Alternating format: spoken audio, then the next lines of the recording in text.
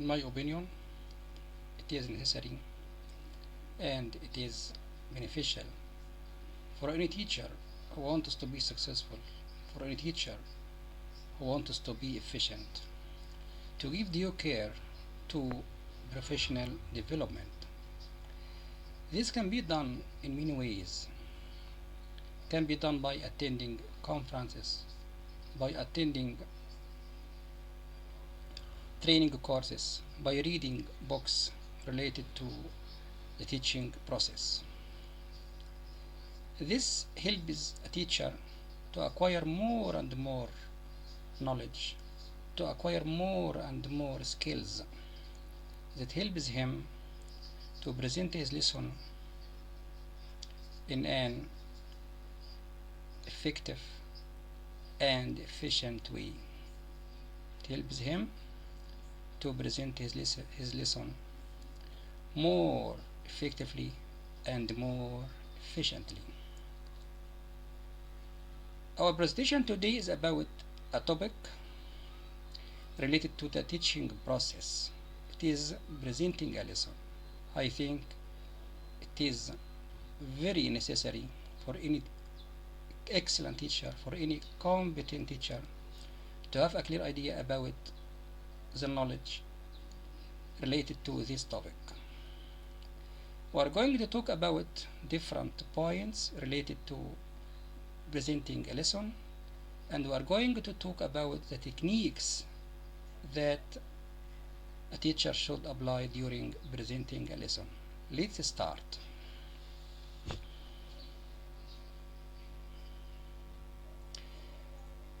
First, we are going to talk about the main points in our topic.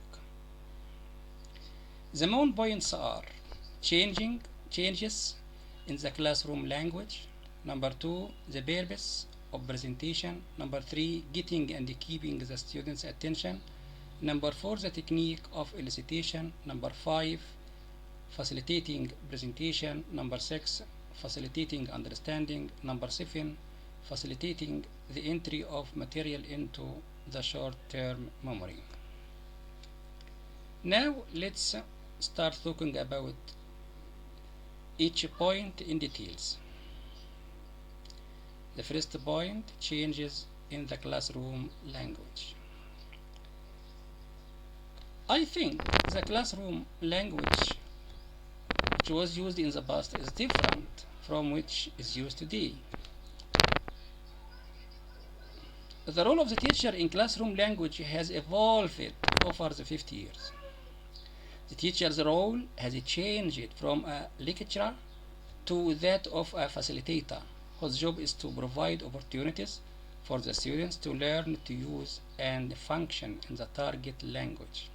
The language classroom is now more student-centered. Now let's turn to point number 2, the purpose of presentation. Before talking about the purpose of the presentation, it's very important to know what does presentation mean? What is meant by presentation? The term presentation describes what the teacher does to introduce new material. It is usually followed by some kind of exercise of the new material to consolidate it with the goal of developing mastery. Traditionally, the teacher's role in presenting was seen as the expert giver of information, lecturer, and the student's role as that of receiver of information, listener, or perhaps note taker. It is recognized that the activity of learning is mainly being done by the learner. The teacher's role in presentation changes somewhat.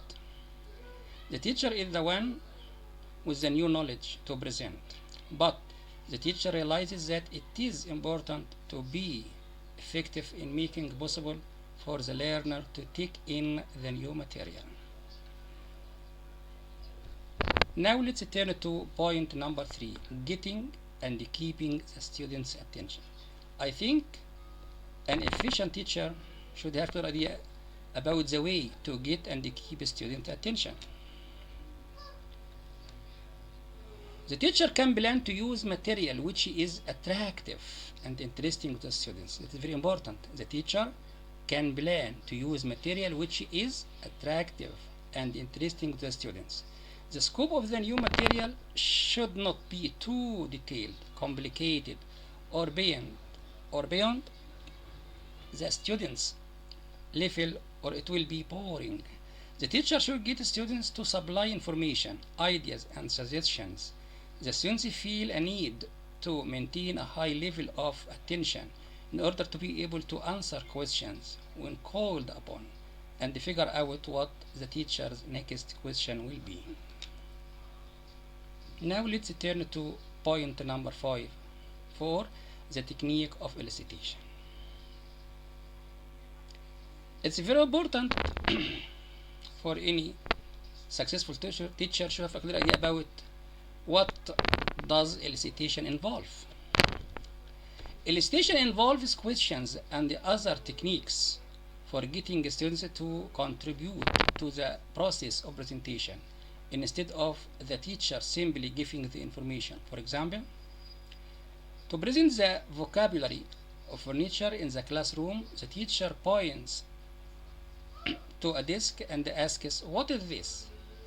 If the students don't know, the teacher gives the response, but attention and focus have still been heightened. So, elicitation is still useful for presenting new material. Elicitation techniques include more than just asking direct questions. How? We have different things that elicitation technique include. Number 1, silence to allow students time to think. Number 2, prompts which have finished sentences.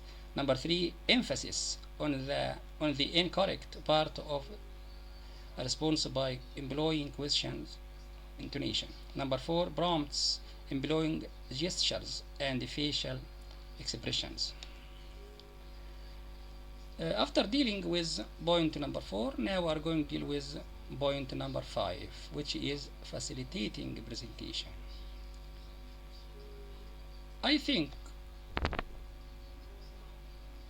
a successful teacher should have a clear idea about how to facilitate presentation.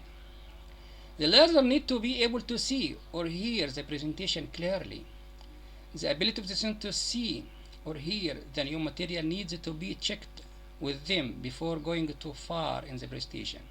It's better for the learners to experience the material through more than one scene for more than one time with more than one example or model. That is important point. Again, it's better for the learners to experience the material through more than one scene for more than one time with more than one example or model.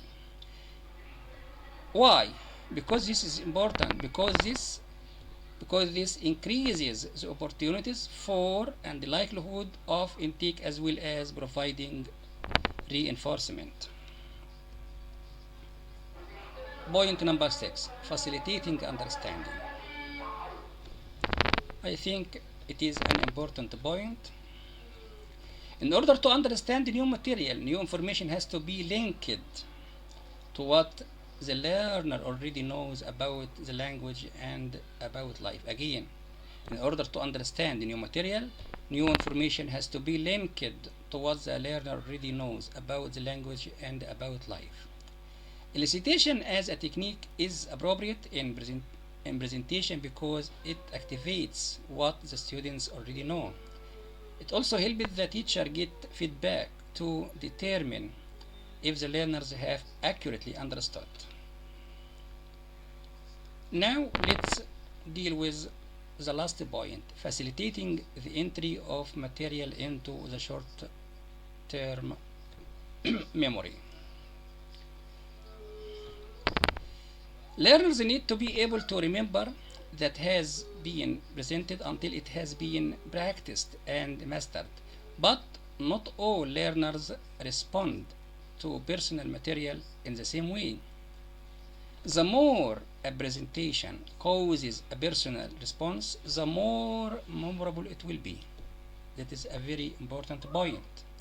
The more a presentation causes a personal response, the more memorable it will be. When the material is colorful, unusual, or dramatic, it has more impact. Thank you very much.